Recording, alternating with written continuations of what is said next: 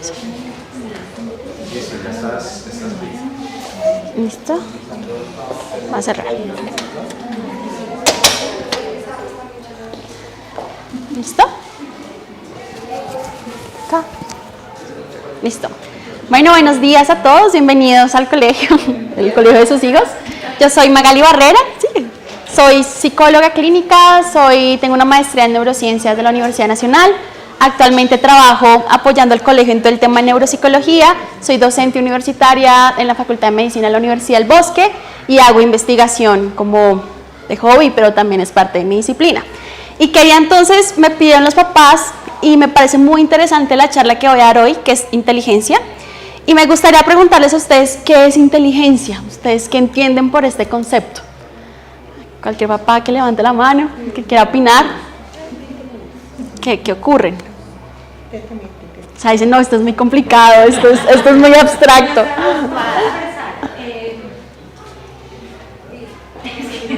Pero es un conjunto de habilidades que todos vamos desarrollando para poder, como, digamos, abordar ciertas situaciones que se nos presentan diariamente. Ok. En que percibimos las cosas, como que aprendemos. Es la forma en que aprendemos las cosas Ok, me hablas de aprendizaje, de habilidades. En la Biblia dice que el que busca sabiduría halla inteligencia, entonces debe haber como un ejercicio continuo y es algo que no deja de crecer, es lo que me imagino. Ok, listo, perfecto.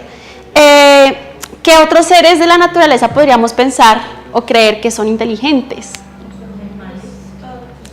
Los animales. Pensaríamos que cualquier ser vivo. Y a mí me encanta una definición de inteligencia que es la capacidad para resolver problemas. Si usted puede resolver un problema, usted es inteligente, ¿sí? Matemático, si usted dice no tengo con qué cocinar y tengo un ajo y una cebolla, las mujeres son tremendas en esto y solucionan. Cosas de habilidades visoespaciales, yo tengo que llegar a tal dirección, ¿cómo hago para solucionar este asunto? ¿Cómo hago para llegar? Y a esto le denominamos inteligencia. Pero es un poquito más complejo porque parte de lo que se hace en la evaluación neuropsicológica es determinar la inteligencia. ¿Ustedes alguna vez han escuchado este concepto del IQ o el coeficiente intelectual? ¿Qué saben de esto? Ustedes dicen, por ahí yo escuché que Einstein tenía un IQ de tanto, que... los papás acá. No, sí. El papá, sí. Esa es la confianza que necesitamos. Eso me gusta. Cuando hablamos de inteligencia, este IQ es una forma de evaluar la inteligencia, que es como la más conocida, que voy a más adelante hablar de esto, porque es la que nos permite determinar unas habilidades específicas que me permiten identificar cómo está el lenguaje, las habilidades visoperceptuales, la memoria y el aprendizaje, que son conceptos básicos de nuestro cerebro. Entonces, entendiendo un poco la inteligencia como esta capacidad para resolver problemas, yo les pregunto cómo aprendemos. Sí, me hablaban muy bien de que la inteligencia tiene que ver con resolver un problema, pero también con un aprendizaje. ¿Cómo aprendemos? ¿Cómo se les ocurre? ¿Ustedes cómo aprenden sus oficios? Observando, practicando. Por repetición, investigando, leyendo. Muy bien. ¿Cómo aprendo yo a montar bicicleta? Practicando. Cayéndome, levantándome. Si yo he dejado de montar años, pero me vuelvo a montar una bicicleta, ¿será que se me olvida? No. ¿Por qué? Queda la memoria.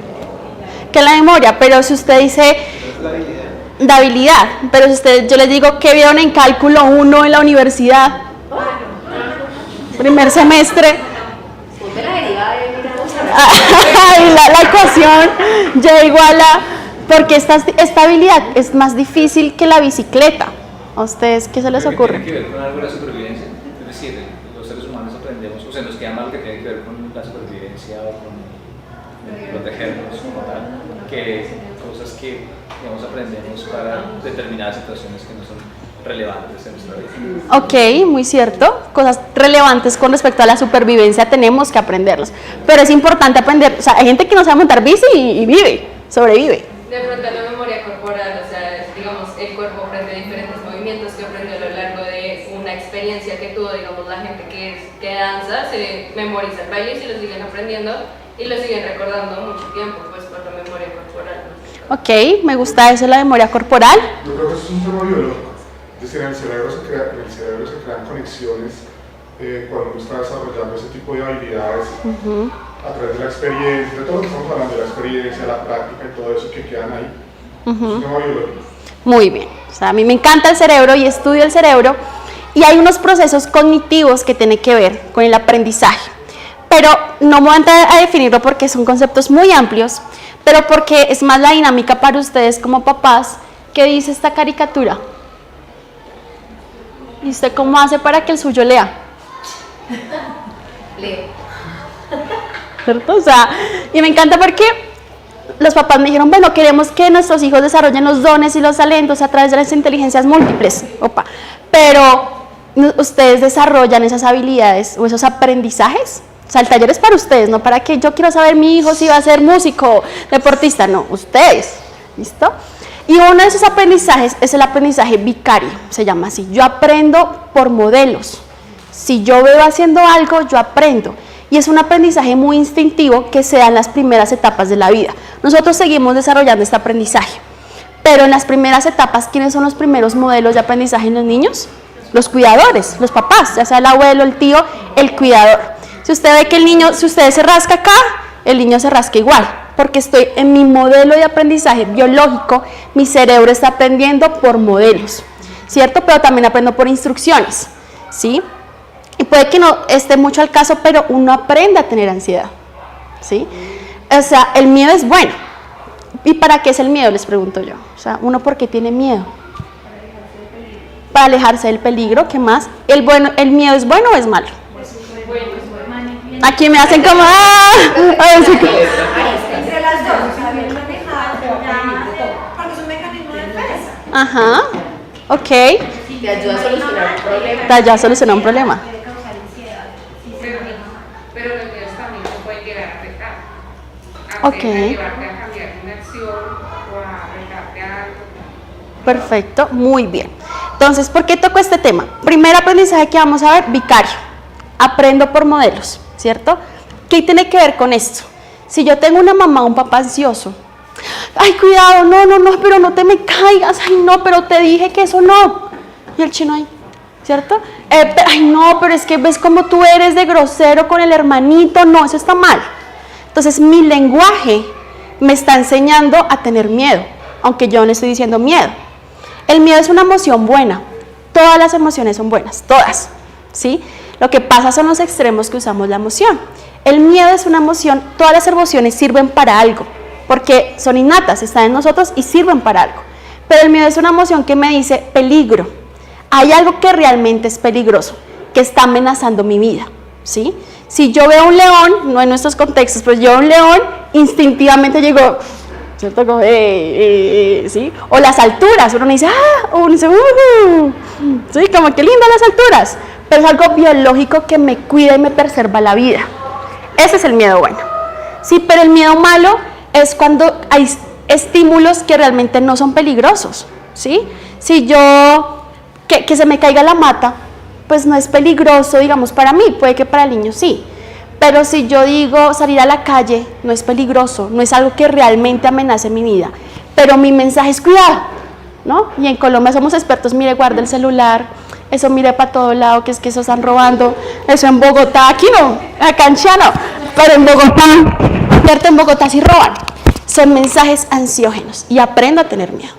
Entonces que usted ve al niño ahí retraído, como tímido, ¿será que en mi casa soy de mensajes ansiógenos?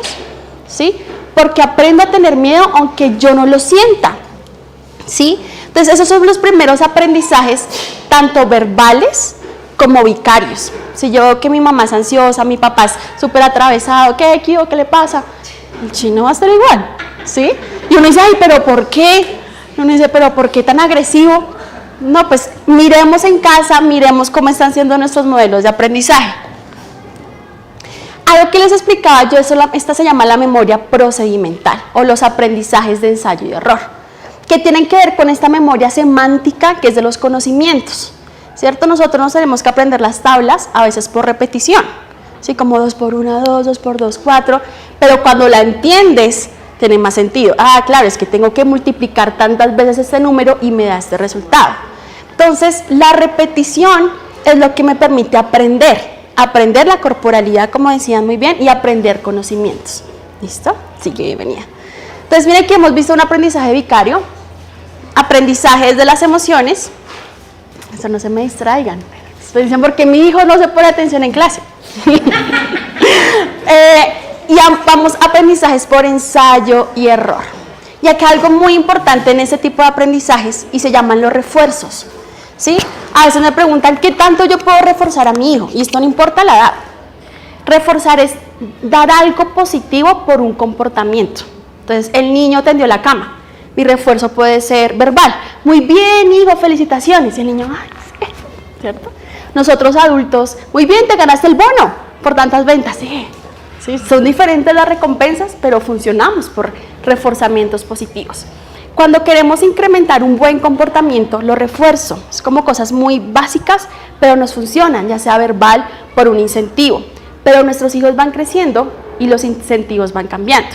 Ya uno no lo compra con el helado a los 5. Si no tiene 12, ¿cómo yo entro a negociar? ¿No? Entonces las salidas sociales, el cine, que la noviecita, que el noviecito, que el juego. Entonces, y aquí va mucho de ustedes conocer a sus hijos, cómo yo incentivo ciertos comportamientos, pero cómo castigo otros, ¿cierto? Está grosero, no me quiere responder, y yo puedo castigar un comportamiento quitando algo bueno, se llama un castigo positivo, quito algo bueno, como la típica, no tienes celular, te quedas en internet, no sales con tus amigos, y el chino es como, quítame más, no me importa, o no. Cuando tengo los hijos adolescentes se van a acordar de mí. No pasa, ¿no? Y pasa. No pasa, sí, es como, pasa, tengo 8, no me importa el parque, ¿sí? Le quito la tablet, no me importa, ¿sí? Porque eso significa, pueden ser varias cosas, pero ese estímulo ya para él no es importante, ya no le genera tanta emoción, entonces tengo que entrar a pensar en otra cosa, pero también puedo hacer otro tipo de castigo, que es un castigo negativo, y es te doy algo que a ti no te gusta, ¿sí? Este se usa mucho a veces con los golpes. No vamos a golpear a los hijos, pero eventualmente a veces es necesario cuando son más chiquitos, ¿no? O sea, no el chino de 15 ahí ya, te callas, no. Pero sí de qué cosas yo le doy a él que no le gustan. Ah, bueno, no tendiste la cama, me lavas la loza. ¿Qué? ¿Qué? Ah, Pero no tiene nada que ver. no tiene nada que ver, pero es tu castigo. Si el para de lavar la loza es lo peor, lavas la loza, ¿sí? Pero mamá, esa fue la instrucción. Siempre tengo que ser muy clara con los aprendizajes, ¿sí me hago entender? Él tiene que entender la contingencia. ¿Sí? Todas mis acciones tienen una consecuencia, buenas o malas, pero tienen consecuencias. Él tiene que entenderlo, si no estos castigos no van a funcionar. ¿Sí? ¿Se estoy siendo clara? Cualquier cosa me pueden preguntar.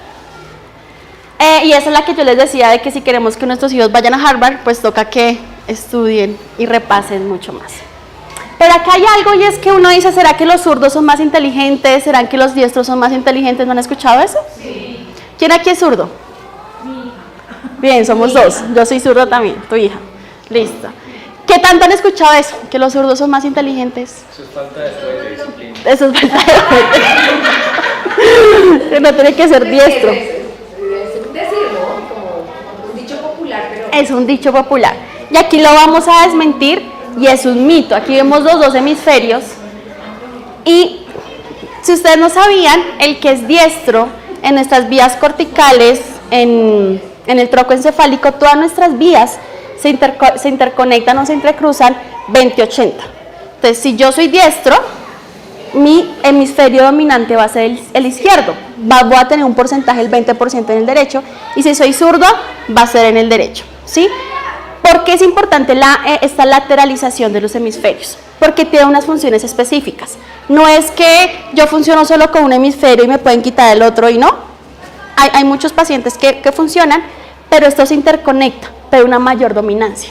¿Listo? Si su hijo es diestro, netamente diestro, pues lo podemos decir así. Hay otros que son ambidiestros, usan ambas manos, usan ambos miembros y funcionan muy bien. Pero entonces el hemisferio izquierdo, que es el de los diestros, domina algo mucho, y es el lenguaje, las habilidades motoras y las emociones positivas. ¿Por qué? Porque acá hay una región que se llama el área de Broca. y es la parte del lenguaje, pero de entenderlo, de comprenderlo y producirlo. El izquierdo también le colabora un poco, pero es que si lo vamos a poner en términos mucho más tácitos, es las habilidades lingüísticas va a ser una habilidad, ¿sí? Aprender un idioma, ¿sí? Si ustedes quiero que hable 5 idiomas, bueno, ya tenemos una habilidad si es diestro. El hemisferio izquierdo para los diestros, el derecho para los diestros, también va a colaborar y participar. No es que se inhiban o como que ninguno de los dos funcione. Pero esto va a permitir mucho más producción del lenguaje, ¿cierto? Pero no significa que porque yo no sea diestro o zurdo, no lo voy a tener o no va a tener cierta capacidad, ¿sí?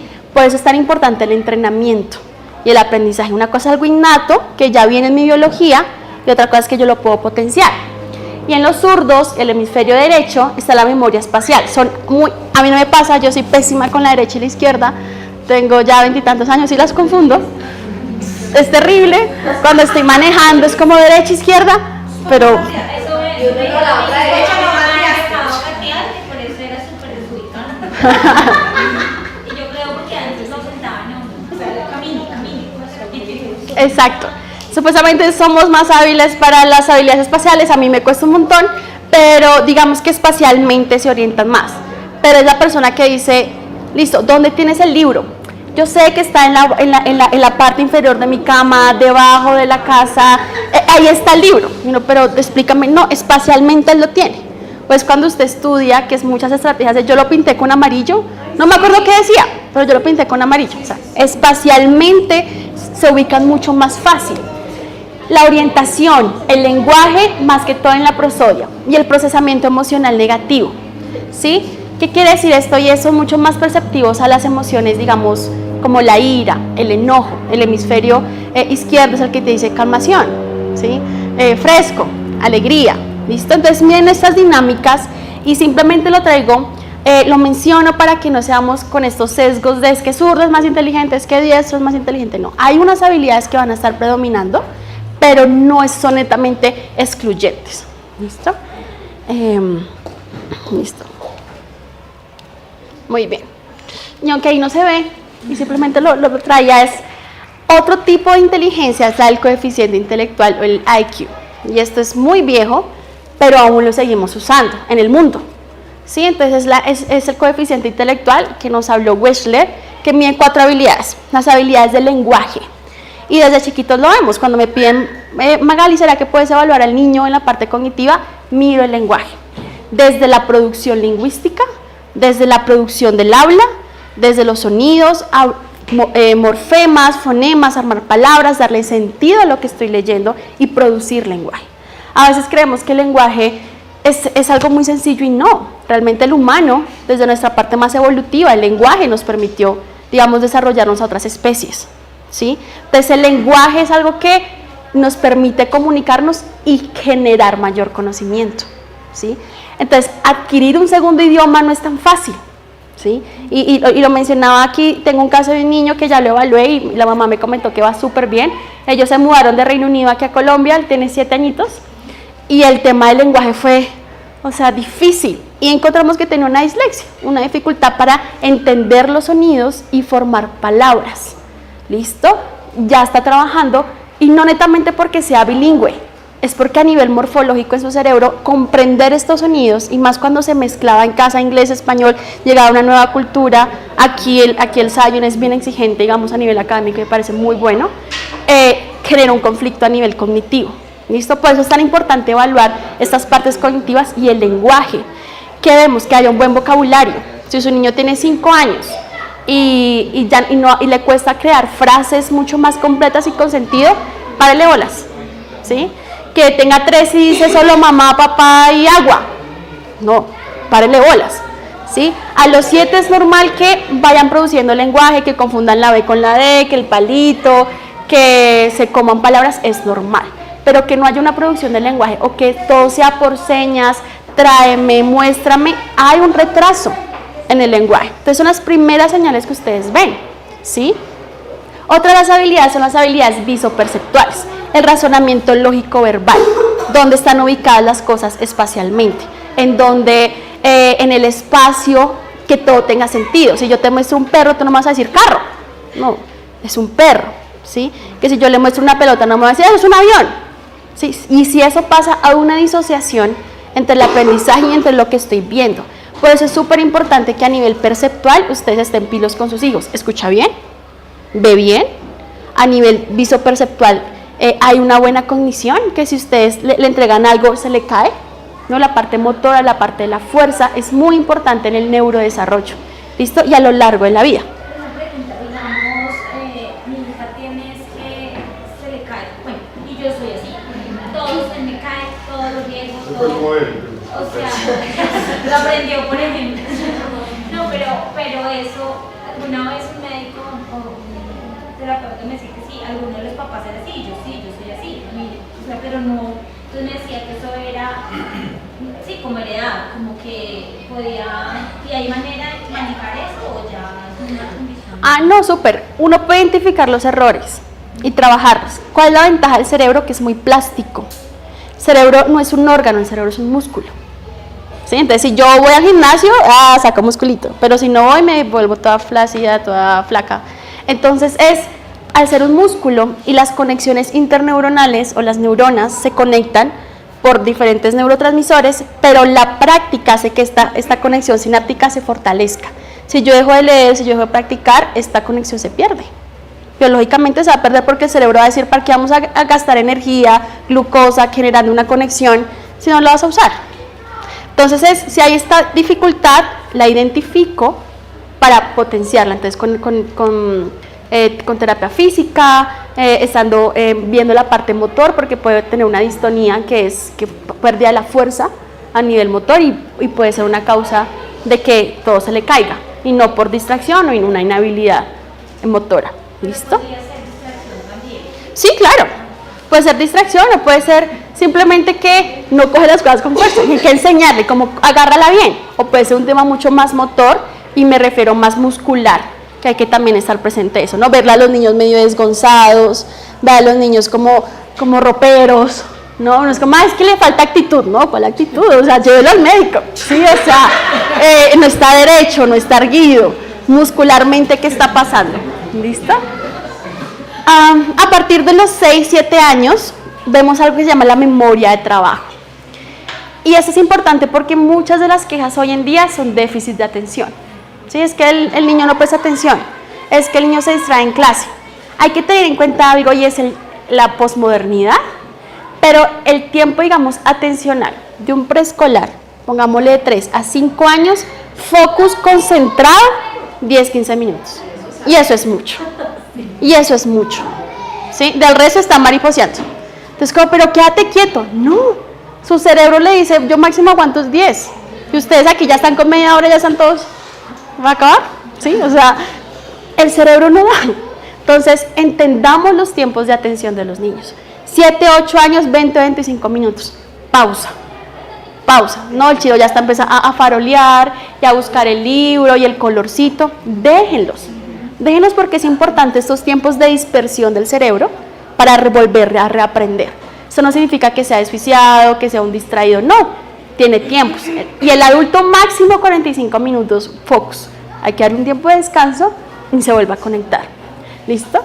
Entonces, esto es muy importante porque los tiempos de atención son válidos para ellos. Pero la atención, dime. Ay, perdón, es que, bueno, pero en mi caso, la mía tiene 6 años, pero dura 10.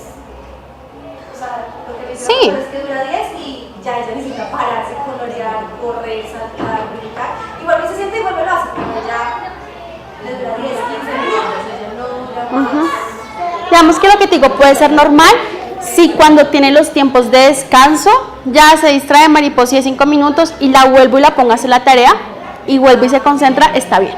Pero si son 40 minutos de peleando con ella y 10 focus, ahí estamos presentando una posible dificultad atencional, ¿sí? Porque no es normal. O sea, si yo les doy a ustedes break de 10 minutos, listo, se distraen, volvemos a la charla y van a volver a activar sus mecanismos de aprendizaje, ¿sí?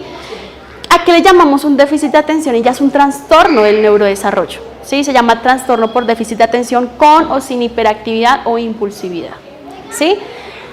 Hay diferencias en género, los hombres son más propensos a la impulsividad e hiperactividad, las niñas más inatentas, ¿sí? Pero ¿por qué lo menciono? Porque ahorita nosotros ni siquiera vemos un video o un reel de Facebook, YouTube que dura 1 minuto y ya estamos aburridos. Imagínense en ellos, o sea, ni 3 segundos. Entonces hay que entender que nuestro cerebro está siendo modelado por nuestros tiempos posmodernos, ¿no? Entonces ya el celular se aburre, entonces ya van a hacer cosas de ahorro mucho más fáciles. Te mandan un audio, uno dice por 2 y no hay por 3. O sea, vivimos en un tiempo del ya. Sí, no, a todos. Vivimos en un tiempo del ya, y ellos también. ¿Listo? Por eso, recomendaciones, bájenle a los estímulos sensoriales. Que si el niño está estudiando, que sea en la mesa, sin el comedor, las papitas, el otro hermanito, y allá la mamá poniendo la novela, y aquí la señora haciendo el almuerzo, ¿sí? Estímulos visuales, auditivos, menos es más, ¿sí? Porque mi cerebro siempre va a buscar lo nuevo, lo novedoso, y cualquier estímulo me va a distraer. Y concentrarse es un ejercicio difícil. ¿Sí? O sea, que ustedes estén aquí concentrados es un aplauso, porque es difícil, ¿sí? O sea, genera energía, metabolismo, o sea, uno dice, no, estoy sentada ahí, pero uno está pensando constantemente. Denles tiempos, descansos, actividades distintas, ¿listo? Como procesos básicos de aprendizaje. Si yo no presto atención, ¿qué voy a aprender? ¿Sí? Si yo estoy distraído, ¿qué voy a aprender? Entonces, presto atención y ya mis procesos de memoria a corto y largo plazo se consolidan. Memoria de trabajo. La memoria de trabajo es lo que yo necesito ahorita y lo que tengo de recuerdos previos. Si yo les digo, ¿cuánto es 8 por 2? Muy bien. ¿9 por 9? Ah, muy bien. ¿5 por 3? Ah, muy bien. O sea, ustedes sacan de lo que tienen allá almacenado en su cerebro, lo ponen aquí en la corteza prefrontal, que es esta, por eso uno dice, ¿no tiene 5 de frente? Porque estos 5 son la corteza prefrontal, para que piense, y ahí la memoria de trabajo trae eso y dice, ya sé que 5 por 3 será 15, y resuelve un problema. ¿Sí? Inteligencia, resuelve un problema. Una pregunta, qué pena, es que a mí, digamos que siempre dicen, digamos, en las preguntas que anoten, yo anoto y no entendí nada, o sea, yo anoto y salí y no aprendí nada. Si yo me quedo, prestando atención, aprendo más. Eso es, ¿por qué? Porque mucha gente dice, sí, yo escribo y... Son estrategias de aprendizaje. Y entonces, eso es muy bueno, porque no todos aprenden de la misma manera. Hay gente que aprende con una canción, hay gente que aprende con mímicas. Yo aprendo asociando. Yo tengo que asociar cosas para recordarlas. No me sirve tanto la repetición porque se me olvide. Anotar me sirve, a veces. Entonces, depende cómo para mí sea una clave semántica o fonológica, me ayuda a la recordación, ¿sí? Entonces, no es como, pero tienes que escribir. No, pues el chico no escribe y dibuja, y con el dibujo se acuerda, está bien, ¿sí? O sea, si aprende bailando, se aprendió las tablas bailando, está bien. Lo importante es que aprende y memorice, ¿sí? Y esto ya la memoria de trabajo ya es más a los 8 o 9 años, donde retienen mayor información de mí. En un proceso de formación como es en un colegio, como es acá, donde una profesora, una teacher tiene 20 niños, ¿cómo puede desarrollar esos modelos de aprendizaje si cada niño es un individuo totalmente diferente? Con sus, como decía allí, mi hija se para 10 minutos, se para y vuelve y se sienta. Puede haber niños que duran 45 minutos sentados, pero de pronto no tienen la capacidad de atención. Hay una forma, es decir, ellos un maestro, una persona que forma, desarrolla un modelo para poder manejar grupos en ese tema de aprendizaje. Sí, en efecto, o sea, digamos que, y por eso los menciono porque estos son los procesos básicos de inteligencia. Lenguaje, memoria, atención, habilidades visoperceptuales. El profe no puede estar pendiente de todos, pero ¿cómo yo evalúo que un aprendizaje? A través de la evaluación, ya sea el quiz, la notica y a través de la observación conductual, que es lo que las profes reportan mucho, es que mira que se para y eso no es tan normal, mira que es que le pegó al otro niño. La observación conductual desde la experiencia y desde los hitos normales del neurodesarrollo nos permite identificar si hay algo que no nos está funcionando bien.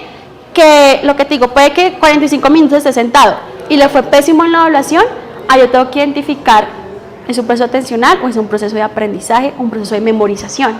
Porque son procesos lineales, pero son un conjunto, pero a la vez individuales. ¿Se me va a entender? Entonces, es difícil como monitorear, y la evaluación y la observación conductual son estrategias para identificar si estos procesos se están llevando a cabo. Por ejemplo, en casos como este, en el que tú nos estás hablando, llevamos, no sé, 20 minutos y todos estamos concentrados estamos parando bolas. ¿Qué lleva a que eso se pueda dar cuando nosotros también como individuos somos totalmente diferentes? Está enfocado en la temática, que es interesante para todos, está en la forma en que tú te mueves, un tema de corporalidad, en el tipo de lenguaje emocional, en el tipo de lenguaje corporal, en cualquiera. ¿Cómo? Súper importante, súper importante. Y aquí hay algo que se llama la motivación, ¿sí? La motivación no es, muy bien, no, las porras, no. Nosotros, hay unos modelos viejos, pero me gustan, son dos tipos de motivación, extrínseca e intrínseca. La intrínseca es que a mí me gusta, ¿sí? O sea, me gusta la charla, entonces estoy focus. Si a alguien le hablan de cocina y digo, a mí no me interesa la cocina, a mí no me interesa la cocina, entonces digo, ¿sí? No le paro atención porque no me motiva, no me gusta, ¿sí? Y la motivación extrínseca es que si yo les digo, bueno, si yo les paso una hojita a todos y si les hago 3 preguntas, me responden bien, todos les doy un bono de 100.000 pesos. No, están ahí. No, Marcela, claro, por los 100.000 pesos. Ahorita vas a pasar la hoja. Ahorita, no, acá están las hojas. Ahí están las hojas. Ok, vamos a empezar. ¿Qué fue la primera pregunta? ¿Vieron cómo la motivación cambia? Los profes tienen que jugar con eso.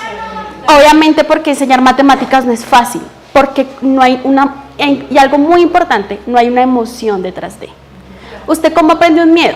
Usted cuando usted va para el parque y lo atracan, ¿usted cree que va a volver a pasar por ese parque? Un solo ensayo, un solo aprendizaje para que usted diga, yo no incluso por ese parque, ¿van a robar o no?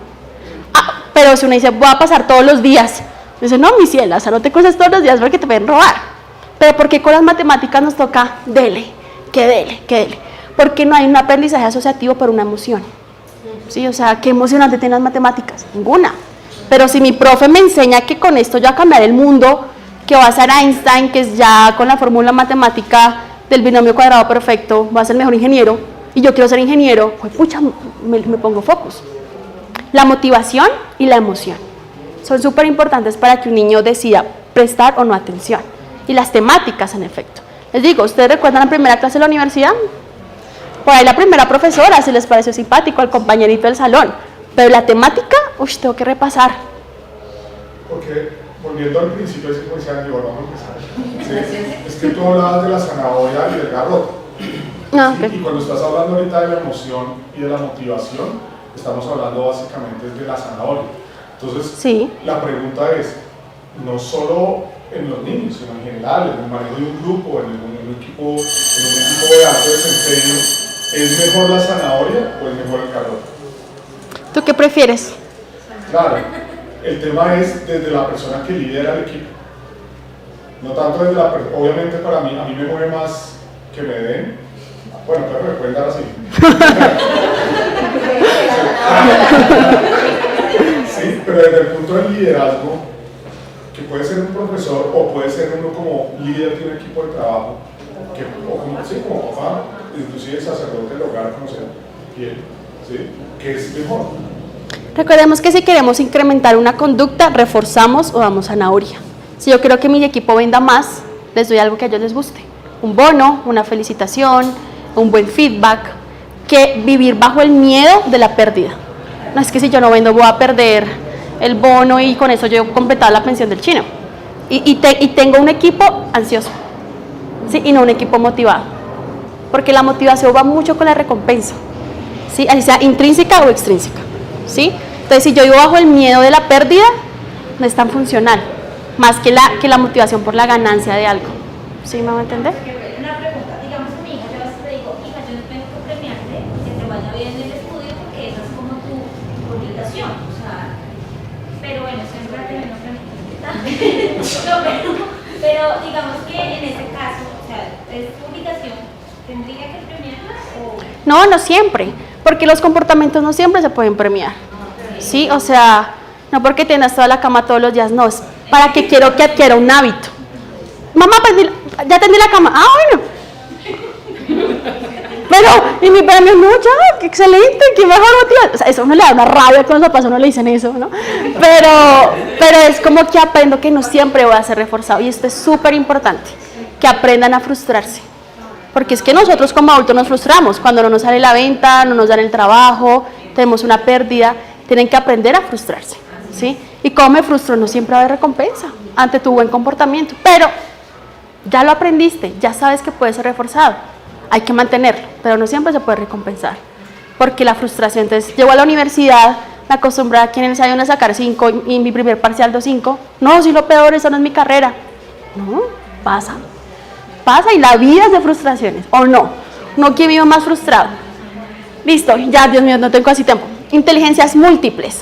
Y es una teoría que la hace Gardner, la seguimos estudiando, pero no es tan fácil evaluarla, y es lo que ustedes querían oír. Y es, ¿qué inteligencias hay?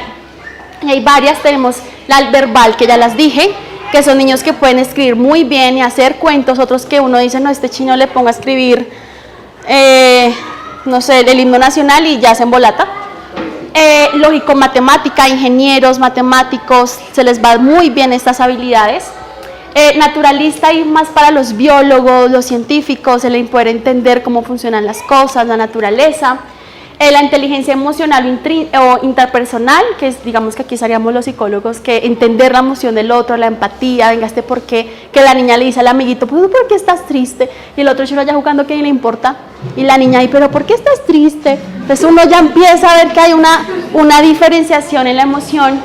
Visoespacial, arquitectos, no sé, diseñadores, los musicales. Yo tengo un amigo que yo digo que los músicos son brillantes porque esta gente escucha un sonido y ya me dice esto es do, re, mi, con la cuarta y la quinta, y no es como, a mí me suena lindo, ¿sí?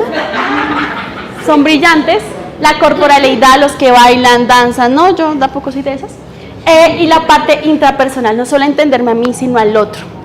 No es tan fácil evaluarlo, pero más bien es descubrirlo, ¿sí? Descubrirlo con cual yo me identifico. De nuevo, si el niño sufre con las matemáticas, pero resuelve un problema, está bien. No es ni bruto, no está mal, pero le encanta bailar. Válido, ¿sí?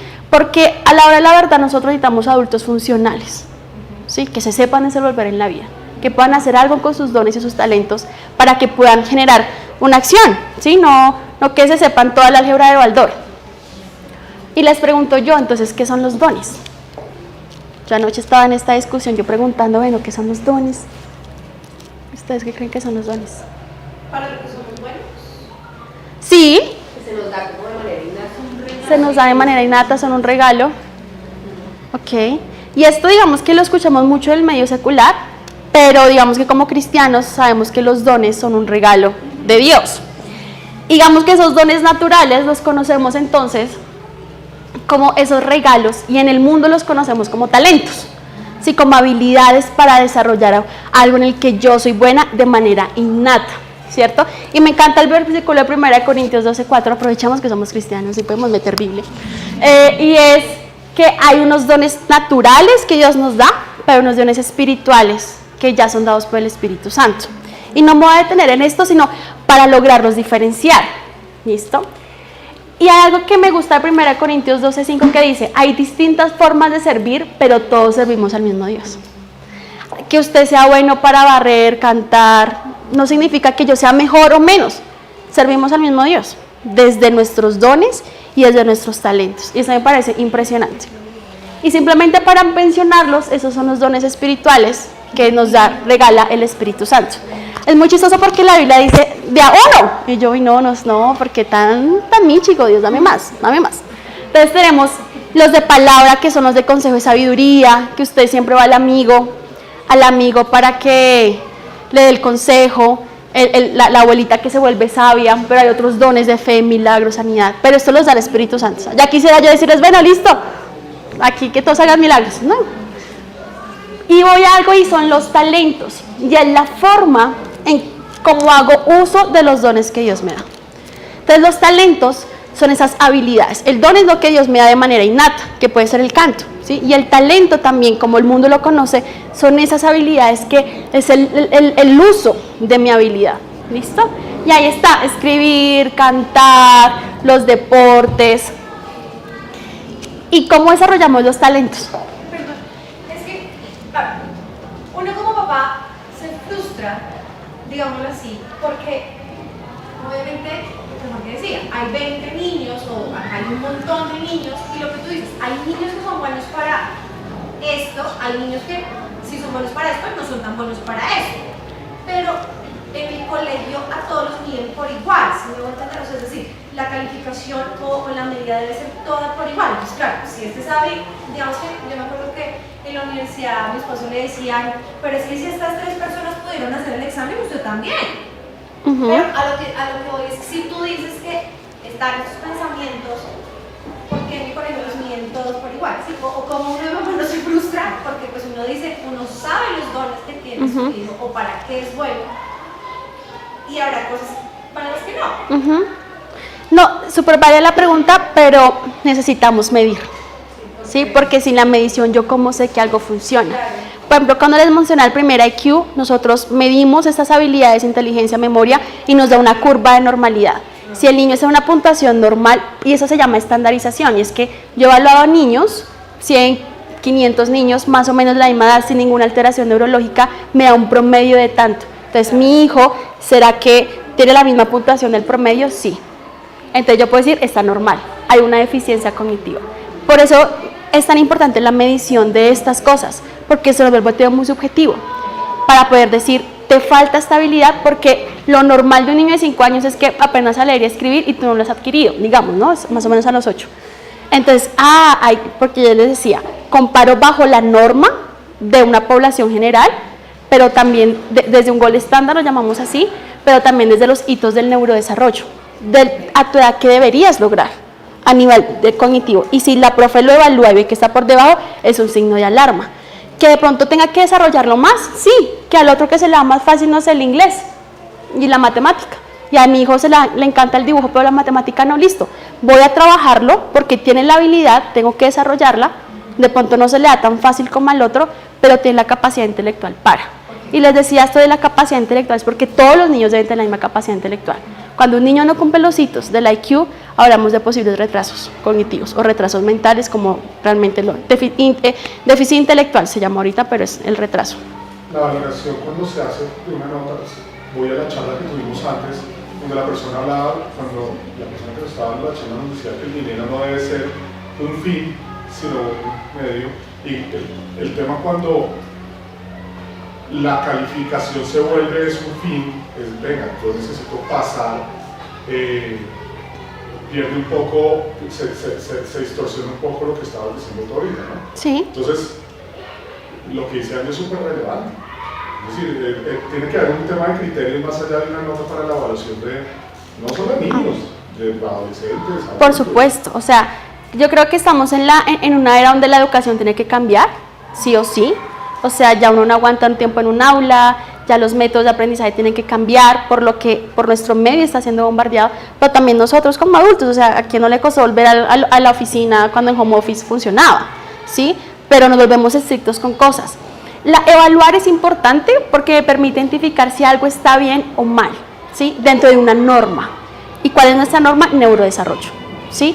Pero cuando mi objetivo se vuelve el fin, hay que reevaluar la motivación de los niños, porque se van a frustrar. Porque no, mamá, pues que yo no saqué el 5. Yo tengo que entrar como papá y decirle, sí, un 5 es una nota que te permite evaluar, pero ¿lograste aprender a dividir? Sí, listo. ¿Sabes multiplicar? Sí, listo. De pronto no tan rápido como el otro. Que aprenda la habilidad es lo que tengo que enseñarle al niño. De nuevo, porque tienen que aprender a frustrarse. La universidad, uno sacando 2, pero logró pasar, y dice, uy, no, ya pasé, ya me voy a graduar. ¿Sí? El problema es que los estándares tienden a medirlo a uno es por sí. esa nota. Por eso el tema de evaluación por criterios me parece súper importante. ¿Sí? Y más en la edad de los niños de nosotros, aunque creo que tenga papás de niños más grandes. Sí. Por eso es súper chévere, de verdad, pensar en que el modelo de aprendizaje tiene que ir evolucionando. Más que cambiar, es evolucionar. un tema de evolución. Y es realmente poder medir a las personas por su capacidad y no por una nota que defina. Para mí, a quien no le gustaba sacar 5, y yo era los que me frustraba porque sacaba 4 o 5 porque como mi IQ es tan pero sí siempre pensé que ese tipo de cosas no era la adecuada. Es más, conocí personas, sí, la modestia es cómo se trabaja.